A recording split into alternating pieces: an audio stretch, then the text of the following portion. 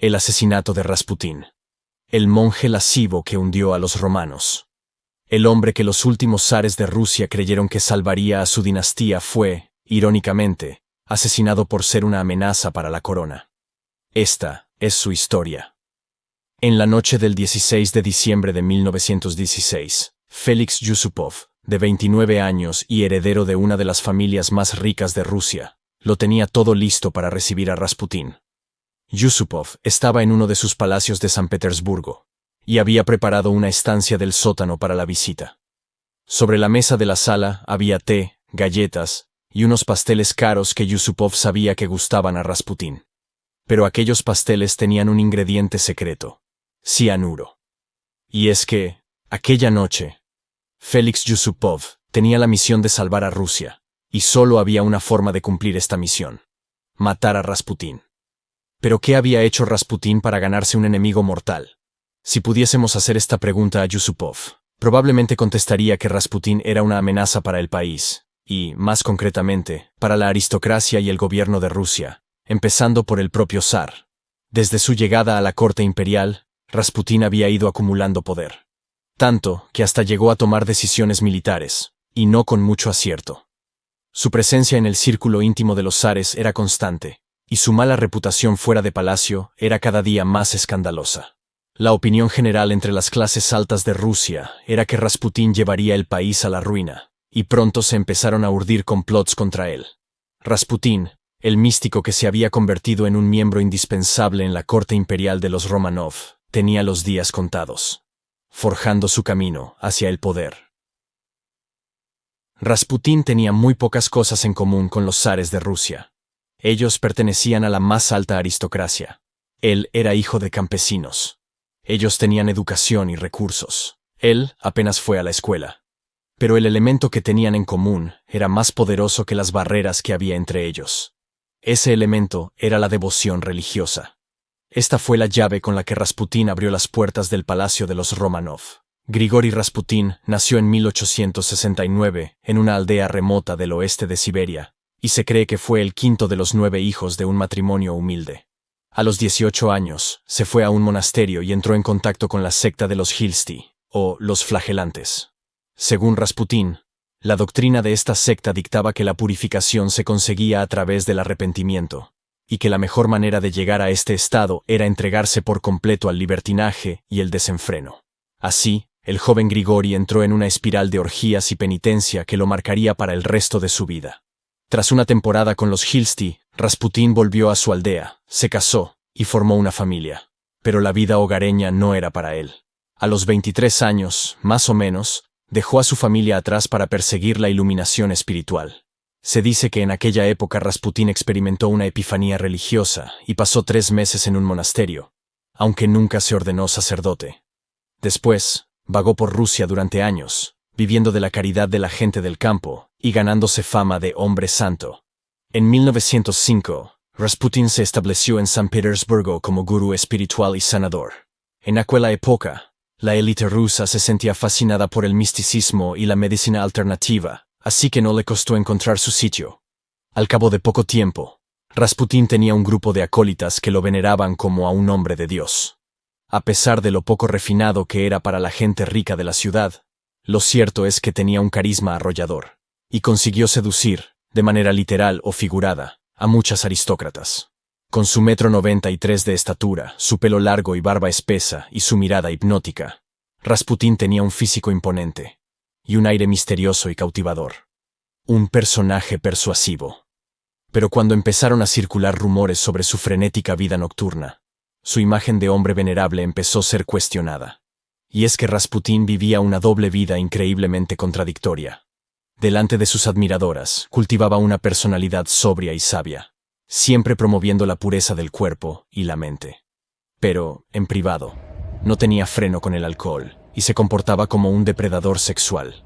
Rasputín vivía en conflicto constante entre sus profundas creencias religiosas y una compulsión incontrolable hacia el pecado.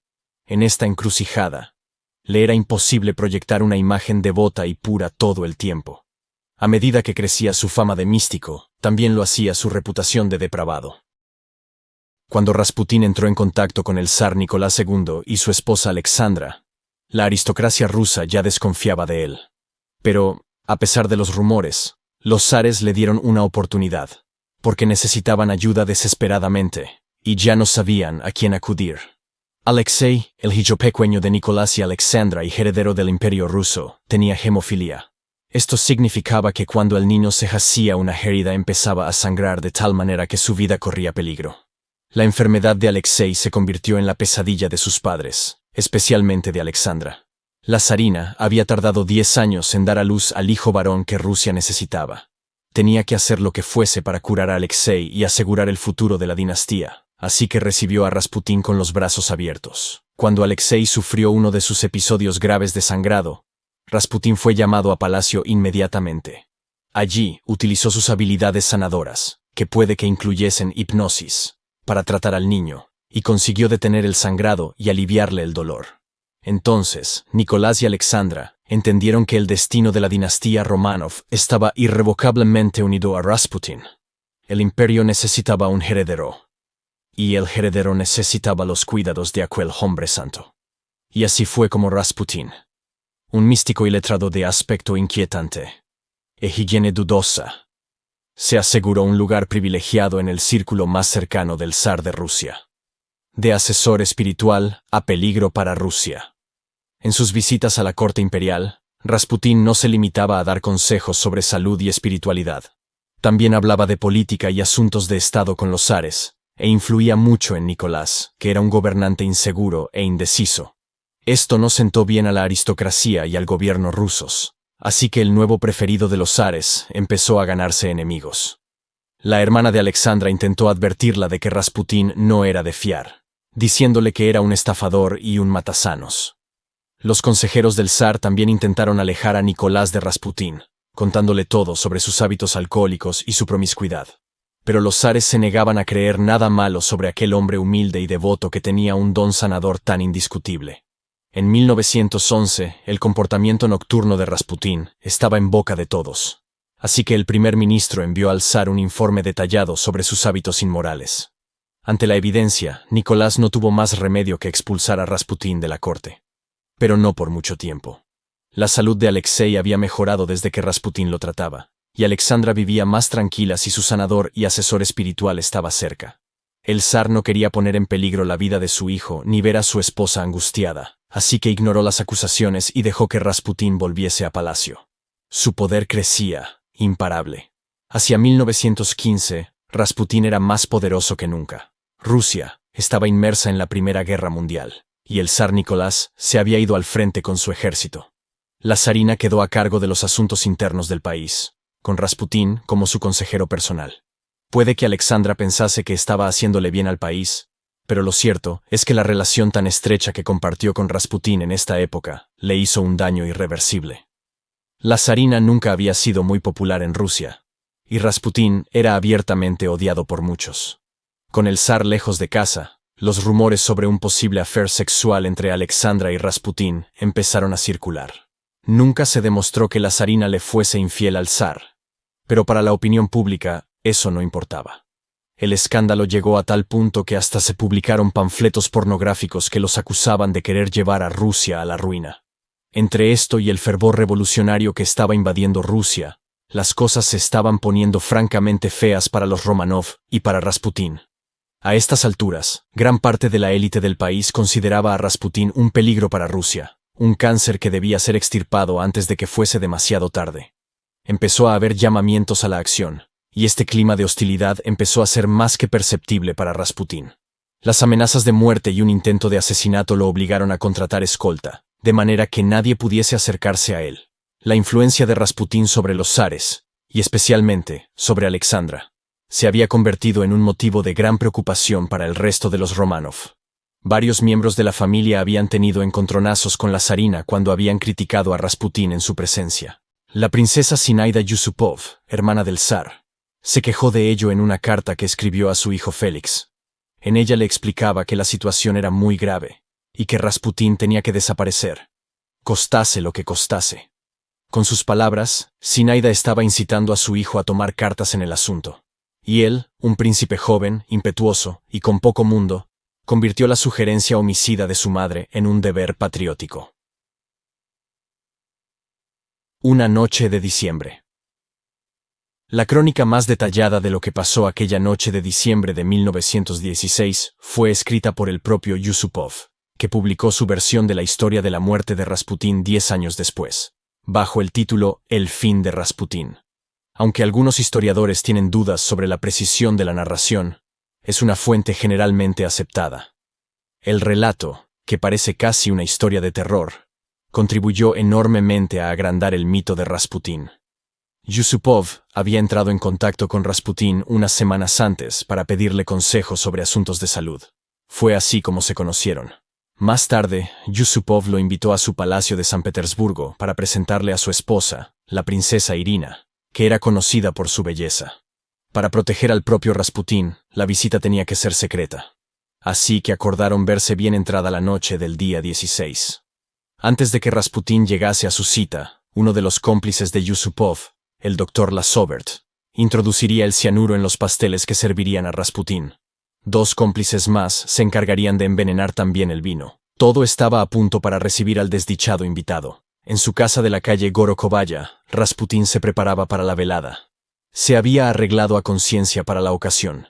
Se había lavado y peinado el pelo, y llevaba pantalones bombachos de terciopelo, botas bien lustradas, y una camisa de seda bordada que la zarina había hecho especialmente para él.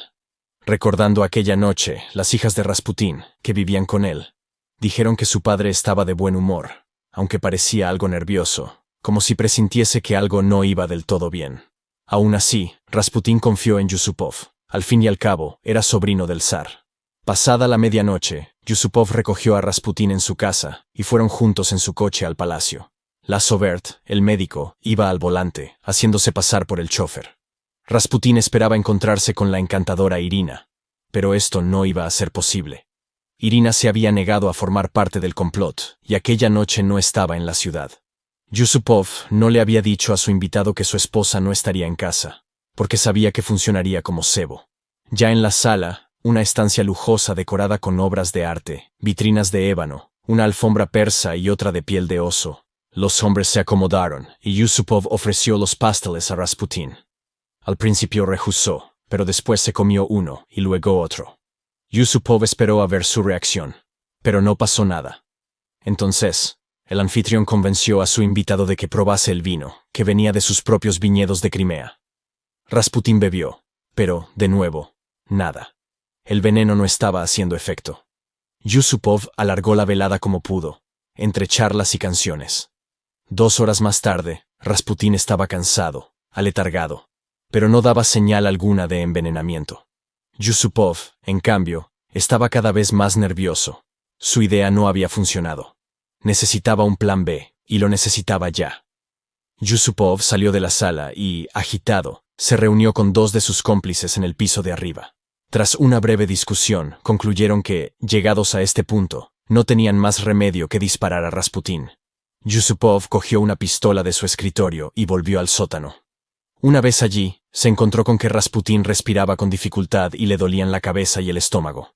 El invitado se puso en pie, y, en ese momento, Yusupov levantó la pistola y le disparó en el pecho. Sus cómplices vallaron a toda prisa, y vieron a Rasputín tirado sobre la alfombra de piel de oso. Lasovert lo declaró muerto. Pero se equivocaba. Lejos de sentirse aliviado por haber acabado con Rasputín, Yusupov estaba intranquilo. Así que bajó de nuevo al sótano a asegurarse de que la víctima no respiraba. Entonces, al acercarse al cuerpo, los ojos de Rasputín se abrieron de repente. Así describió Yusupov aquel momento. De pronto, y con una fuerza sobrehumana, Rasputín se abalanzó contra Yusupov, lanzando un rugido salvaje. A pesar del veneno y de la bala en el pecho, estaba dispuesto a pelear. Pero, en ese instante, le faló el equilibrio y cayó de espaldas. Yusupov, completamente aterrorizado, salió del sótano en busca de ayuda. Uno de sus cómplices cogió su pistola y bajó para rematar a Rasputín, pero al llegar a la sala vio que el hombre había conseguido salir al patio y se alejaba tambaleándose sobre la nieve. El pistolero disparó, pero falló. Volvió a intentarlo y volvió a fallar. Arrastrándose sobre la nieve, agonizante, Rasputín llegó a la valla del patio y un tercer disparo le alcanzó en la espalda. El tirador se acercó a él y le disparó por cuarta vez, en la frente. Ahora sí, Rasputín era historia. Los cómplices de Yusupov envolvieron el cadáver de Rasputín en una tela gruesa y lo ataron con cuerdas. Entonces, lo metieron en un coche, condujeron hasta el gran puente Petrovsky, junto al río Nevá, y lo tiraron al agua helada. Cuando volvieron a casa, por fin estaba terminado la que quizá fue la noche más larga de sus vidas. Los rumores sobre la desaparición de Rasputín se difundieron enseguida, y la policía empezó a investigar. El misterio se resolvió 3 días después del asesinato, cuando el cuerpo congelado de Rasputín fue encontrado cerca de la isla de Krestovsky. Al conocerse la noticia, muchos salieron a la calle a celebrarla. En las iglesias se rezaron plegarias de agradecimiento y se encendieron velas. Yusupov y su principal cómplice fueron homenajeados como héroes. En la corte imperial, sin embargo, la reacción fue muy distinta. La autopsia que el zar Nicolás ordenó que se hiciese aquel mismo día reveló que, efectivamente, Rasputín había recibido 3 disparos. El que le dio en la frente fue el que lo mató. Pero no había restos de cianuro en su cuerpo, solo de alcohol. Esto pone en duda la historia de los pasteles envenenados que explica Yusupov en su relato, y da credibilidad a la confesión que hizo el Dr. Lasovert en 1976. Antes de morir, el hombre declaró que su conciencia no le había permitido envenenar los pasteles de Rasputín, y que los había rellenado de una sustancia inofensiva para disimular. Por su parte, la zarina vio la muerte de Rasputín como una señal inequívoca de que la tragedia sobrevolaba a su familia. Y no se equivocaba. Se dice que pidió que le entregasen la camisa que llevaba Rasputín cuando lo asesinaron, y que la guardó como una reliquia religiosa. Tras la autopsia, el cuerpo de Rasputín fue enterrado en secreto dentro del complejo de palacios del zar, en presencia de Nicolás y Alexandra.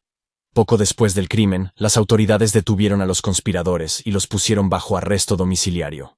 Como castigo, el zar condenó a Yusupov al exilio en Belgorod, una ciudad a más de 1.300 kilómetros de San Petersburgo. Los intrigantes declararon que habían matado a Rasputín para salvar el trono ruso, pero lo cierto es que sus acciones no ayudaron mucho a la monarquía. Las tensiones causadas por la Primera Guerra Mundial y el malestar interno no hicieron más que crecer en los meses siguientes. Tras la Revolución de febrero de 1917, apenas 14 meses después de la muerte de Rasputín, el zar fue forzado a abdicar, poniendo fin a los 3 siglos de dominio de la dinastía Romanov. El gobierno provisional revolucionario hizo prisioneros a Nicolás, a Alexandra y a sus 5 hijos. Más tarde fueron exiliados, primero en Siberia y luego en Ekaterimburgo. Finalmente, en julio de 1918, los 7 fueron ejecutados. El año anterior, el gobierno provisional encontró la tumba de Rasputín en el recinto palaciego de San Petersburgo, y para evitar que se convirtiese en un lugar de peregrinación, decidió quemar los restos de Rasputín. Para el pueblo ruso, que tanto lo había odiado, este fue el final perfecto para Rasputín. Si te gustó nuestro contenido, dale like y suscríbete a nuestro canal.